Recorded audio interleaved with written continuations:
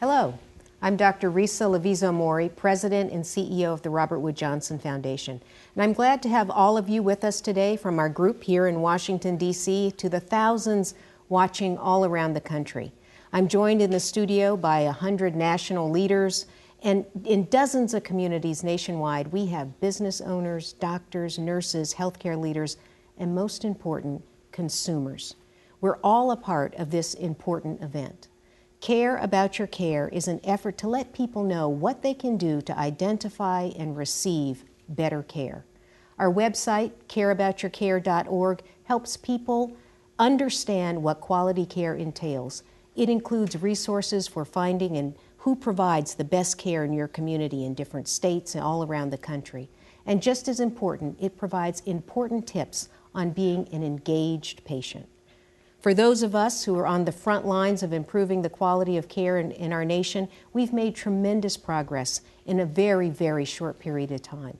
And in dozens of communities nationwide, local nonprofit organizations are publishing reports on actual performance of local hospitals, doctors' offices, so that people can see for themselves who in their community provides high-quality care. And in the healthcare community, we're responding. They're looking at that information, making changes, and making real changes that actually improve the delivery of care. They're using health information technology to better track their care, and the result is better care, and care that is improving faster. But real success requires the active involvement of consumers in their own care and in their own health.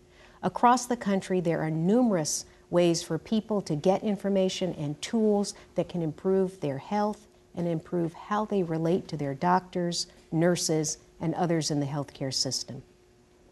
At the end of the day, in order to feel better and fix our healthcare system, we all have to, well, care about our care. So I'm looking forward to our conversation today, and I can't think of anyone I'd rather have it with than our friends from the Agency for Healthcare Research and Quality and the National Coordinator for Health Information Technology. We've been pioneers in this movement together, and of course, there's no one better equipped to lead us than my good friend who really needs no introduction, Dr. Oz. Thank you very much, Lisa. Thank you very much. Thank you to everyone around the country as well. I'm so glad to be here today. A few years ago, when I was writing my book with the Joint Commission entitled You, the Smart Patient, I really began to think about what was happening all around us in healthcare. And so much has changed. I think every healthcare provider struggles to find time in the day to have all the conversations that they'd love to have with their patients and that they need to have with them. And patients have a hard time making sure they're getting all they can from their healthcare and doing what they can to feel better in their life. Now, I honestly believe that being a smart patient is a matter of life and death. And being a good doctor or a good nurse means continually assessing and improving the care you deliver. For me, this effort, Care About Your Care, is really about harnessing the power all of us have to collaborate, share, and motivate each other to improve healthcare. Now, I'm thrilled to be here today to learn more. And I want to get started because I got so much I want to learn at the end of this hour that we'll spend together. I'd like to begin by asking my colleagues to introduce themselves. Risa, Robert Wood Johnson Foundation. Why are you interested in this project? Well, the Robert Wood Johnson Foundation is one of the largest foundations that is focused solely on improving health in healthcare.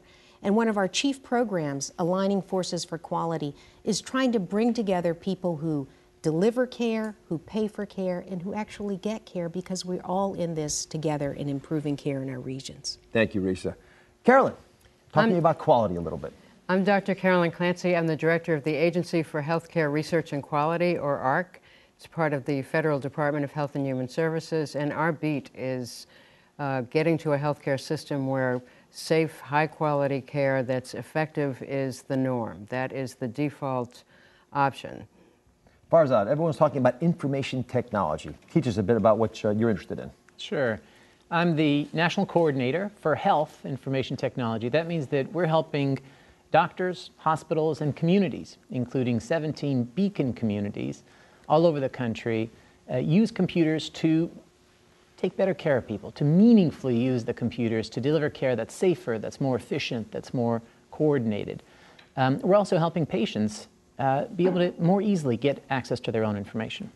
So I've got a couple of follow-up questions. Risa, you spoke very beautifully about quality of care and the importance that it plays in all of our lives.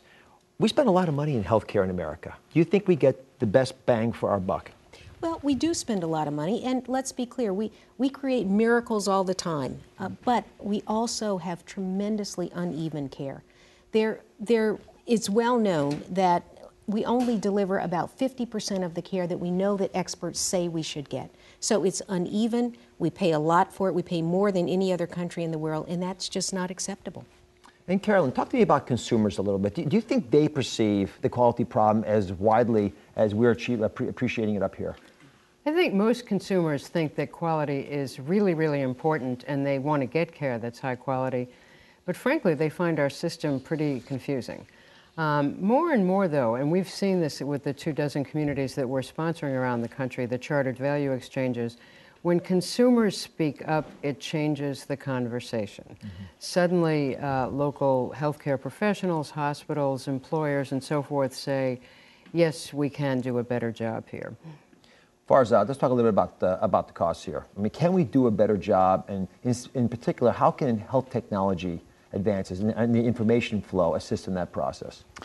Absolutely. I think we need ingenuity to be applied here, and we need ingenuity that'll deliver care in different ways, new models of delivering care, whether it's people making online visits, whether it's them being able to access their information on their phones. Technology's really improved all aspects of our industry, and it's time we bring that to healthcare. All right, so I'm anxious to hear from some of the people who are actually making change happen in their communities. We're going to speak with 4 of them today. I'd love to first go to Cincinnati. Now, I understand all the programs you just talked about up here are working for the people in Cincinnati. Ellen, can you add some perspective to this? Hi, Dr. Oz. I'm Ellen Vanderhorst, President and CEO of the Cincinnati, USA Regional Chamber of Commerce, one of the oldest and largest chambers in the nation. You know, most Americans get their health insurance through their employer. And while you hear a lot about business owners being concerned about the cost of care, they're also concerned about the quality of care. At 12%, healthcare is the most expensive benefit paid by U.S. businesses. In exchange for that kind of investment, employers want to be sure that their employees and families get exceptional care. We're characterized in this region by smart-thinking, hard-working, values-driven people. That's true for how we do our jobs and how we live our lives. We want to be sure that our money is well spent and that what we purchase is the best it can be. Well, that goes for healthcare too. We all want to receive care from people we trust, people we can talk to, and people we know provide exceptional care. We don't want tests or surgeries that we don't need or don't work. We want to receive the right care at the right time. We want to feel well, healthy, and productive so that we can live, work, and play to the fullest. Cincinnati has a long history of trying to address some of the healthcare challenges that face us. Like most places, people haven't always seen eye to eye. But I can assure you that this time, our region has come together and is committed to breakthrough results. Doctors, nurses, patients, employers and health plans, public health, and health systems.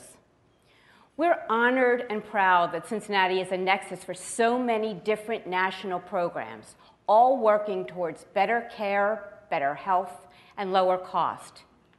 To our friends gathered today in Washington, I thank you for your investment. You've made a wise one. We promise we will not let you down. And to the hundreds of thousands of people who work here, the great employees of the great businesses in this region, we won't let you down either. As employers in Cincinnati, like employers elsewhere across the nation, we will ensure that you receive the high-quality, high-value care you expect and deserve. Thank you. Ellen, thank you very much.